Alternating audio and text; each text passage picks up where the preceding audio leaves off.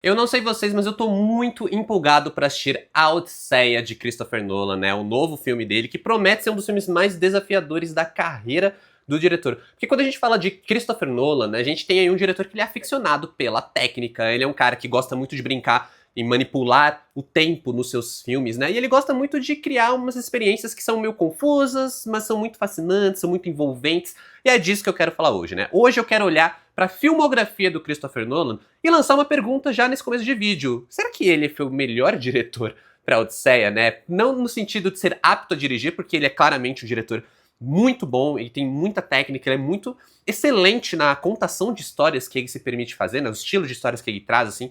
Não é à toa que ele é um queridinho de muitos cinéfilos. Mas a Odisseia é um épico fantástico, sabe, grego, de mitologia, que assim, é meio que tudo que não é a filmografia do Nolan, o que só me deixa mais curioso, porque ao mesmo tempo que é um filme que ele parece ser, tipo, pô, não teria outro diretor pra conseguir fazer Odisseia, né? Ninguém conseguiria o orçamento, a liberdade criativa pra conseguir fazer esse filme hoje, que não o Nolan. Também parece que é um diretor que vai fazer um filme que é completamente antítese de sua filmografia, o que também não é tão assim, viu? Porque conforme eu fui olhando os filmes dele, eu percebi que parece que todos os filmes, de alguma forma, prepararam o diretor para esse momento. É meio clichê falar isso, mas tem muita coisa que ele trabalha na filmografia dele, em vários filmes dele, que podem refletir positivamente no que vai ser a Odisseia. Isso passa muito por aquela questão de como você, e eu tô lançando essa pergunta também, como você se sente ao assistir um filme de Christopher Nolan, sabe? Porque, assim, são filmes muito racionais, são filmes muito pensadinhos, né? E é muito difícil, por exemplo, falar de Christopher Nolan sem falar da forma como ele brinca com o tempo, que ele manipula o tempo. E antes de eu entrar, de fato, nessa parte, nessa etapa de análise aqui, porque eu quero passar por várias coisas aqui nesse vídeo, vamos só dar uma revisadinha na filmografia do cara, que não é qualquer filmografia. Ele até agora tem 12 longas, né? Tem 12 filmes prontos, o Odisseia vai ser o 13º, e eu separei os 12 aqui em 3 etapas, em 3 blocos, que eu coloquei como os filmes do Jovem Nolan, na Era de Ouro e a época pós-Batman, né? Então, até pra gente entender um pouquinho, o Jovem Nolan, onde ele ainda estava testando muitas ideias, onde ele estava colocando algumas coisas assim na prática que ele viria a trabalhar depois em outros filmes, que tem filmes como Following, de 98, Memento, ou Amnésia, de 2000, odeio o título Amnésia, tá? Então eu vou sempre falar Memento, Insônia, de 2002, e claro, o primeiro Batman, né? A primeira entrada do diretor na franquia Batman, que é Batman Begins, em 2005.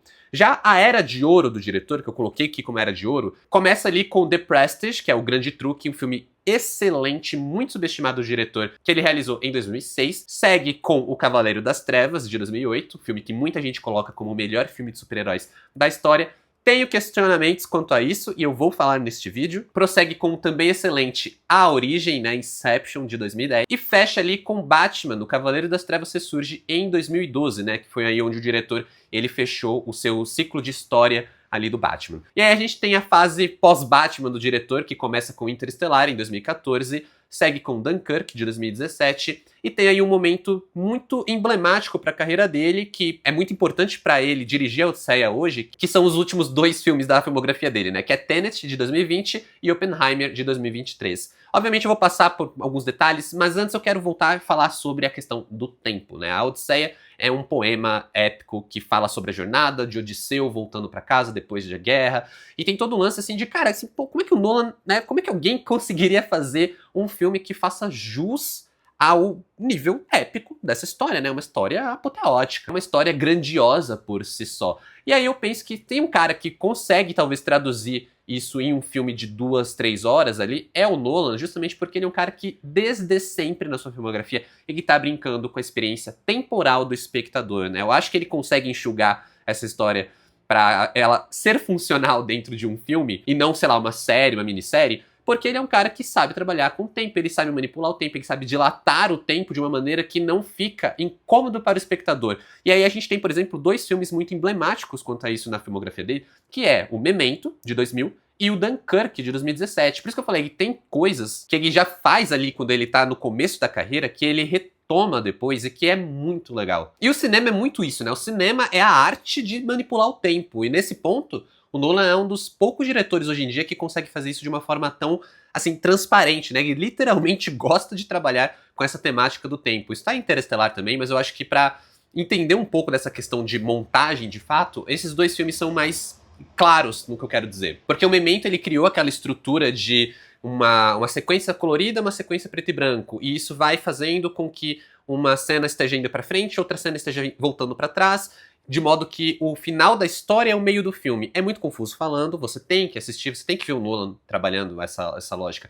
Mas é muito maneiro como já revelava nesse diretor essa vontade de criar histórias e contar histórias de uma forma não óbvia, né? E obviamente ele não inventou a não linearidade no cinema, mas a forma como ele faz aqui é bem particular. Eu acho que qualquer outro filme que tentasse repetir a estrutura claramente já seria comparado ao Memento. Só que eu acho que ele leva isso a um outro nível, né? Um nível até um pouco mais estranho quando a gente para pensar como a gente sente assistindo, que é em Dunkirk. Porque em Dunkirk ele cria 3 escopos de história, né? Uma delas se passa em uma semana, outra se passa em um dia e outra se passa em uma hora. E todas elas se encaixam no mesmo filme e elas prosseguem na mesma estrutura. Então, por exemplo, todas têm o clímax ao mesmo tempo, mas todas começam ao mesmo tempo, só que uma tem uma duração de 7 dias, uma é um dia só e a outra é uma hora só. É muito confuso quando a gente para pra ver, só que a forma como ele trabalha é muito legal. Esses filmes a gente entra um pouco também na lógica do cinema do Christopher Nolan ser um cinema muito confuso, né? Eu nem acho que seja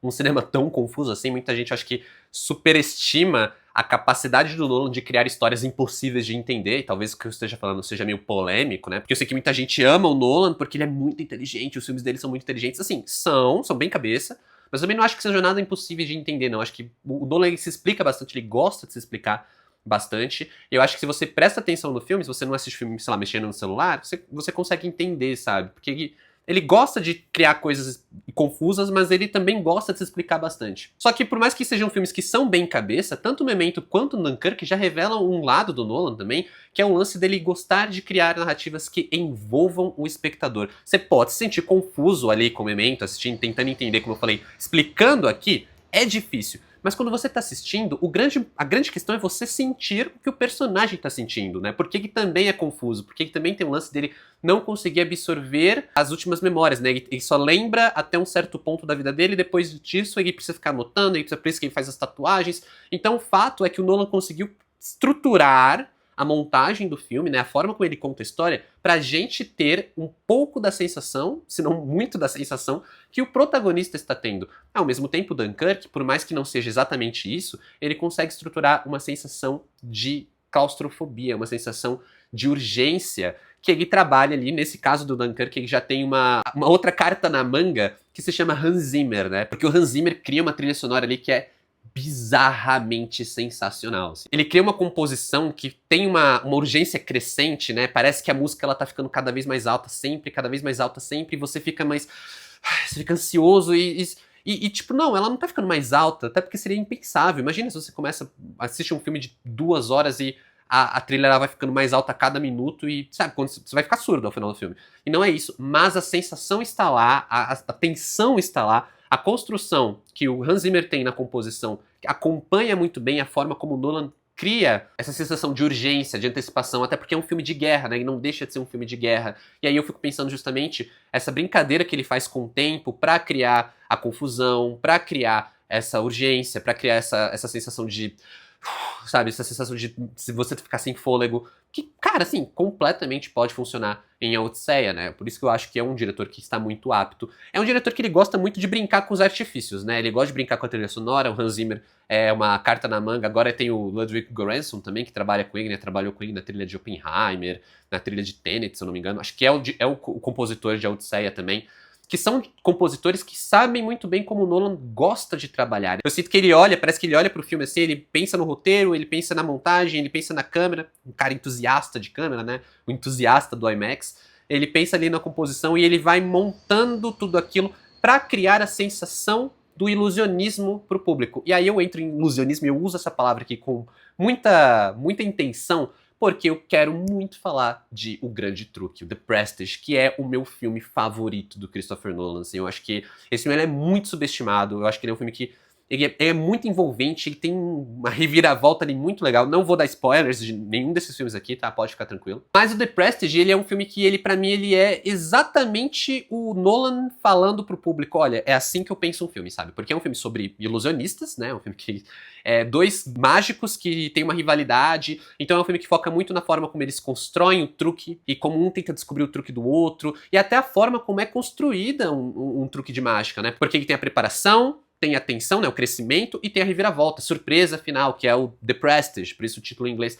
E que, cara, é exatamente como o Nolan estrutura os seus filmes, sabe? O roteirinho dele, ele segue muito aquela lógica de começo, meio e fim, tal qual um truque de mágica. Por isso que eu sinto que ele é queridinho dos cinéfilos, muito por causa disso. Os finais dos filmes do Christopher Nolan são sempre um crescendo, sabe? E isso é muito legal. Desde os primeiros filmes dele, eu acho que ele ainda assim não se entende assim tanto com o Amnésia, com o Following, por isso que as pessoas não lembram tanto desses filmes, faz um certo sentido, mas ele foi trabalhando, lapidando esse estilo dele, ao ponto de que, pra mim, o The Prestige é o Nolan fazendo quase uma autobiografia, né? Ele se vê como o mágico, ele se vê como ilusionista, e ele quer fazer o público ficar com esse The Prestige, não, ficar com essa surpresa, o grande truque, o grande momento. E por outro lado, também é um filme que revela muito de como o Nolan é, enquanto diretor, pro público, porque assim, até um filme de mágica, ele é muito técnico. Ele é um filme que ele não foca na magia, ele não foca na surpresa, ele foca na engenharia dos truques.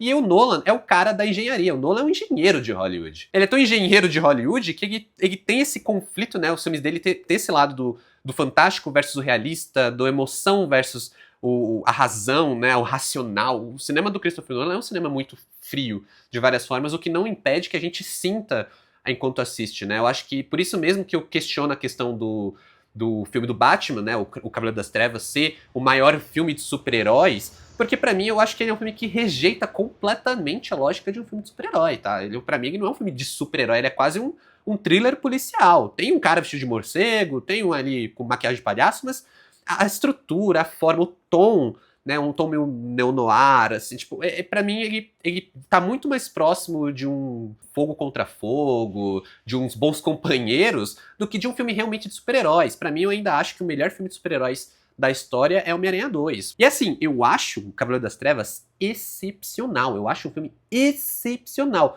Mas quando o assunto é o melhor filme de super-heróis, eu fico pensando, mas ele é de super-heróis? Será que as pessoas não gostam desse filme justamente porque ele não é um filme de super-heróis e por isso ele ganha esse prestígio todo? E aí, sei lá, pra mim, o melhor filme de super-heróis ainda é Homem-Aranha 2. Mas enfim, deixa isso pra outro vídeo. Vamos voltar a falar de Nolan aqui, porque eu acho que o Batman ele revela muito essa questão, né? A forma como ele trabalhou a trilogia do Batman, meio que rejeitando qualquer senso de fantasia, qualquer senso um pouco mais quadrinesco, mitológico ali do Batman, e deixando tudo muito pé no chão, é o que mostra muito como ele dirige. É por isso mesmo que eu sinto que Interstellar é um filme que não me pega tanto, sabe? É o que eu falei. Pra mim, o Nolan, ele é o cara que ele separa a magia da realidade, ele é o cara que separa a emoção da razão muito claro, e ele tem um lado que ele prefere trabalhar, né? Ele é um cara muito técnico, ele é um engenheiro, ele é um ilusionista, ele não é um mago, porque o mago faz magia, ele é um mágico, ele faz um truque, sabe? Então, quando ele vem e dirige Interstellar, que é um filme que precisa de um punch ali de emoção, eu sinto que, cara, eu acho... Eu acho um bom filme, mas eu acho ele muito limitado emocionalmente. Não é à toa que ele não era um filme pro Nolan, né? O Jonathan Nolan, ele escreveu Interstellar pro Steven Spielberg. Este sim, um diretor ali que é coração. Steven Spielberg, ele é coraçãozaço. Ele gosta de falar de alienígena, ele gosta de falar de espaço, ele gosta de pegar ali as narrativas mais bregas que você pensar, e ele gosta de fazer essas histórias. Ele não é um cara ali frio, calculista, Peaky Blinder, sabe? Ele é um cara muito coração. Então faria sentido aquele roteiro que a ciência não é nada perto do amor e blá blá blá e tal, nas mãos do Steven Spielberg. Mas ele não pôde dirigir por questões contratuais. Teve toda uma questão ali com o estúdio, acho que questão de agenda também. E aí o roteiro voltou ali para as mãos do Jonathan Nolan e falou, vamos fazer junto ali. Foi fazer com o irmão dele, né, com Christopher Nolan. E aí a gente tem um filme que, assim, muita gente gosta, muita gente gosta. Eu vou ser muito polêmico aqui, tá? Eu acho que muita gente gosta de Interestelar, porque ele é um filme que se vende como um filme muito inteligente. Sabe o que eu falei do Nolan? Gostar de vender essa experiência de um filme muito complexo e muito inteligente, e assim, não é. Interestelar é, pra mim, pô, não, na boa, Interestelar é muito fácil de entender. Quando você assiste o filme prestando atenção, tipo, ok, tem uns conceitos ali científicos, tudo mais, que são mais complexos, mas assim, a narrativa, ela é muito fácil de entender. Só que eu ainda acho que muita gente gosta de pegar essa coisa e falar, não, eu gosto desse filme porque ele é muito inteligente, olha como eu entendi Interestelar. E, tipo, cara, não, é fácil de entender, é tão explicado, Nolan gosta de explicar as coisas, é tão explicado que tem ali cenas de cientistas explicando para outros cientistas o conceito científico que é até estranho. As cenas são até meio estranhas, são meio redundantes em alguns momentos. O que, assim, não tira o mérito de ser um bom filme, nada disso, só que eu ainda acho ele burocrático demais pra ser emocionante, sabe? Eu não consigo me emocionar com o final de Interestelar, eu não consigo sentir a dor daquela história, o peso daquela história, não, porque pra mim ele é um filme muito frio, ele é um filme muito burocrático, ele é um filme muito engenhado, sabe? É um filme onde eu vejo os mecanismos todos se mexendo, sabe? Então, assim, eu vejo o truque de mágica acontecendo por trás dos palcos, então pra mim não me pega tanto, eu sei que muita gente gosta, pra mim é um dos filmes mais fracos do Nolan, vou confessar isso aqui, eu sei que essas pessoas vão sair do vídeo agora. Essas pessoas. Quem estiver assistindo o vídeo até aqui, provavelmente vai ter muita gente saindo. Mas eu acho Interestelar um dos filmes mais fracos do Nolan. Mas por outro lado, aí a gente tem um filme que é mais cabeça, mais construidinho pra ser pensadinho, pipipipopopô, que é A Origem, o Inception. Esse eu já acho excelente, porque aí é o Nolan trabalhando com o que ele sabe trabalhar, que é as pecinhas da máquina funcionando. Mano, Inception, ele é um filme que também brinca com a dilatação de tempo, também tem todo esse lado. Tem um lado um pouco emocional, só que ele não é um filme que tenta te emocionar, ele não tenta te fazer chorar, ele tenta te fazer pensar. E aí o Nolan, ele tá na zona de conforto dele, né? Meu, A Origem pra mim mostra como o Nolan é um cara que manja muito de construção de mundo, sabe? Ele pensa umas ideias, ele vai lá. A forma como ele traduz o que tá na cabeça dele pro espectador entender, sabe? Porque é um conceito difícil, assim. A Origem, ele traz um conceito difícil de você concretizar em cena. Ele é muito abstrato, né? O lance do sonho, dentro de um sonho, e cada sonho que você passa, você tem uma dilatação de tempo porque ele é mais lento do que no nível anterior, sabe? Que é mais lento que a realidade, porque realmente quando a gente dorme, sei lá, se a gente dorme 8 horas, apesar de que eu acho que hoje em dia ninguém dorme 8 horas, quando a gente dorme 8 horas, na nossa cabeça se passam dias, a gente sonha dias, a gente sonha, sabe, uma aventura, a gente sonha uma odisseia, mas não, a gente só dorme 8 horas, então tem todo sentido, eu acho muito legal A Origem. Eu posso até pegar um dia e fazer um vídeo só sobre esse filme, porque eu gosto pra caramba também. Gosto muito de como o Nolan constrói, a forma como ele usa a música pra puxar essa dilatação de tempo também, né? O Dunkirk tem disso, que eu falei que a trilha sonora é muito pra fazer a gente ficar cada vez mais tenso, cada vez mais tenso. A Origem também faz isso muito bem, porque a música ela vai se dilatando até um ponto de que é muito legal, de verdade. A Origem eu acho que ele tem cada detalhezinho interessante nesse filme, que faz esse filme, assim, cada revisita nele, ele é muito mais do que a cena final, né? Muita gente fala de A Origem por causa da cena final, se o peão caiu, não caiu. Eu acho que ele é muito mais do que isso, é um filmaço. E é um filme que também me deixa muito animado pra Odisseia, no sentido de, que eu falei, você vê como o Nolan é um cara interessante ali, ele é bom pra criação de mundo, ele é bom pra mostrar o que tá ali, a interpretação dele pras ideias dele. A Odisseia, eu quero muito ver como ele vai reinterpretar mitos clássicos, né? A ideia da mitologia. Obviamente ele vai trazer algo mais pé no chão, não vai ser algo tão fantasioso, imagino, mas eu quero ver a reinterpretação dele. Eu acho que isso é mais interessante. Mais do que ver simplesmente um Ctrl-C, Ctrl-V do livro para as telas, sei lá, eu quero ver uma interpretação de um diretor que ele claramente é o cara que manja muito como criar mundos envolventes. Não é à toa que as histórias dele são muito envolventes, mesmo sendo tão cabeça, tão racionais. E é claro, muito disso que eu tô falando dessa criação de mundo tem a ver com a tecnologia IMAX, né? O Nolan é super entusiasta do IMAX, mostra ele sempre com as câmeras, o rolo de filme, né? O rolo Oppenheimer gigantesco, porque ele é um cara que gosta de criar essa coisa imersiva, sabe? Então, pô, pra Odisseia vai ser sensacional essa ideia. Eu fiquei tão empolgado com esse vídeo que eu esqueci de me apresentar. Se você ainda não me conhece, aqui quem fala é o Adam, tô sempre falando de filmes aqui no YouTube. Se você tá assistindo esse vídeo e tá curtindo e não tá inscrito, já aproveita pra se inscrever, deixa também um like e comenta aqui embaixo qual que é o seu filme favorito de Christopher Nolan, que eu estou curioso pra saber. E eu já tô esperando um monte de Interestelar aqui nos comentários. E é isso, vamos continuar pra fechar, na verdade, esse vídeo, né? Porque eu falei muito sobre a questão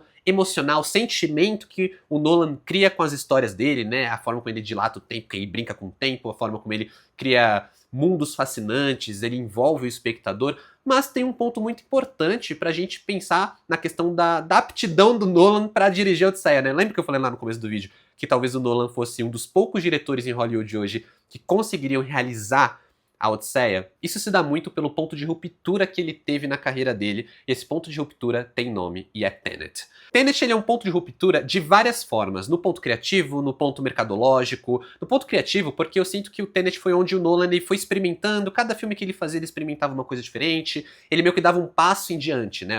A Origem tinha uma questão, Interestelar tinha outra questão, ele foi ali esticando a corda até que no Tenet, até ele não entendeu o que tava fazendo, sabe?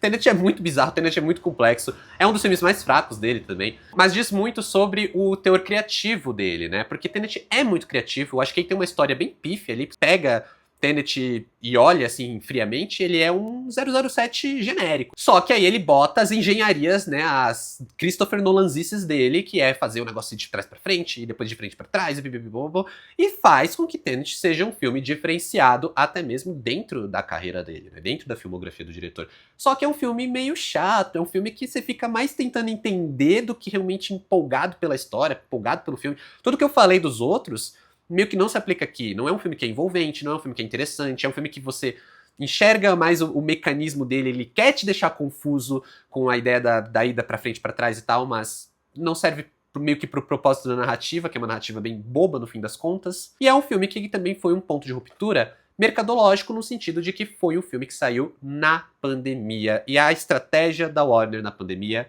era soltar filmes no cinema e no streaming, né, na HBO Max, simultaneamente. E aí, a gente teve o Nolan brigando, porque o Nolan pode falar o que for dele, mas ele é o cara que defende a experiência do cinema. Ele é o anti-Ted Sarandos, sabe? O Ted Sarandos da Netflix. O Nolan é o anti-Ted Sarandos. Ted Sarandos fala que cinema hoje, filme é pra ver em casa, e o Nolan fala assim, não, nem devia ter filme pra ver em casa. O negócio é você ir pro cinema. Tanto é que ele faz um negócio em IMAX. E o Tenet ele queria, e não queria que fosse pro streaming, pelo menos assim, simultaneamente, tirou muita gente do cinema. Obviamente, aí eu acho que o Nolan também foi um pouco exagerado, porque a gente tá falando de um cenário de pandemia, não era uma coisa normal, era um momento da humanidade muito específico. Só que ele ficou muito puto, ele não quis adiar, ele também ficou puto da Warner jogar ali no streaming, acabou gerando um atrito que foi evoluindo e criou-se ali uma ruptura literal entre o Nolan e a Warner, que foi uma parceira de anos ali com ele, né? Todos os filmes que eu falei até agora são produzidos pela Warner. E aí, né, o Tenet foi o último dessa longeva parceria entre estúdio e diretor, que era uma das joias da coroa da Warner, né? Vamos falar a verdade. Dito isso, quando o Nolan tava livre desse contrato, né? Quando o Nolan tava ali pra ver quem conseguiria aparecer, fazer um projeto com ele, surge a Universal. E a Universal vem ali com um contrato bem ousado, né? Porque o Nolan ele já entra na Universal com uma coisa assim, que ele vai fazer o que ele quiser, ele vai ter o orçamento que ele quiser, com a ideia criativa que ele quiser. E aí o Nolan me vem com um filme que é uma biografia sobre o criador da bomba atômica, boa parte do filme em preto e branco, filme longo, de mais de 2 horas, que é um filme histórico também, né? Um filme de história, que pô, é um gênero que não é conhecido por estar dando lucros no cinema atualmente. E o Nolan vai lá e faz Oppenheimer, né? Tudo isso é Oppenheimer, e ele ganha o Oscar de melhor filme. Então o Nolan, ele teve na filmografia dele uma ruptura, e logo em seguida, uma grande consagração. Uma grande consagração do talento dele, da filmografia dele. Você pode questionar que Oppenheimer não é o melhor filme dele, e tudo bem, eu também não acho que seja, mas é o filme que trouxe o Oscar pra ele, é o filme que trouxe uma validação que ele nunca teve com Cavaleiro das Trevas, ele nunca teve com Interestelar, ele nunca teve com O Grande Truque, ele nunca teve com Dunkirk, com Tenet, com nada, sabe? Então assim, veio o Oscar pro Nolan, e agora é o Nolan que pode fazer o que ele quiser. E sinceramente, por mais que as pessoas questionem muito Oppenheimer como um filme do Nolan, né? Ah, é porque Oppenheimer não é tão a cara do Nolan. O Nolan é um cara que gosta de fazer ficção científica. Olha Interestelar, olha A Origem. E tipo, eu acho que ao mesmo tempo que ele é o menos filme do Nolan, ele é o mais filme do Nolan, sabe? O Max, do Entre Planos, ele fez um vídeo que eu acho muito legal sobre Oppenheimer, que ele fala a respeito do Oppenheimer ser um protagonista perfeito para a construção do Nolan, justamente pelo que eu falei aqui, que o Nolan não é o cara da emoção, desse calor, ele é um cara frio, ele é um cara realista, ele é um cara que ele trabalha ali super pé no chão. Ele trouxe o Batman e ele pegou o Batman e ele fez um super-herói que é um policial blindado ali de roupa de morcego, sabe? Então, quando ele vem pra Oppenheimer, ele tem um personagem que é justamente isso, é um personagem frio, é um personagem que não lida bem com emoções. Então ele faz algo que é muito grandioso, ele faz uma epopeia à sua própria forma, só que uma epopeia pra dentro do personagem, sabe? Porque o Oppenheimer é um mergulho na história, na mente, nos sentimentos frios daquele protagonista, muito bem interpretado pelo Cillian Murphy, que também é um queridinho aí do Christopher Nolan. É muito merecido, o Cillian Murphy é muito bom. Então Oppenheimer é um filme que eu acho que muitas vezes não leva o crédito merecido, sabe? Eu acho o Oppenheimer um filmão, assim, eu gostei bastante. E é um filme que mostra que o Nolan sabe construir, como eu falei, essa epopeia do personagem. E o que é a Odisseia, se não um épico de personagem, né? Porque a gente tá acompanhando ali o Odisseu que deu nome pra Odisseia, né? Por que o nome é Odisseia? Porque é sobre a história de Odisseu. Então, assim, cara, o Nolan, em vários pontos que eu falei, parece que a filmografia dele, por mais que num primeiro momento seja meio estranho, né? Nossa, a Odisseia vai ser dirigida pelo Nolan. É um diretor que a filmografia dele, pra mim, ao meu ver, só dá bons sinais, sabe? É um cara que sabe brincar com a questão do tempo. Eu acho que ele vai fazer caber a Odisseia dentro de um filme que, sem parecer que ele resumiu tudo, sabe? Sem parecer um resumão. Ele vai conseguir trabalhar um personagem ali, uma construção muito direcionada pelo personagem, tal qual ele fez em Oppenheimer. Ele vai ter uma construção de mundo muito envolvente, tal qual é a origem.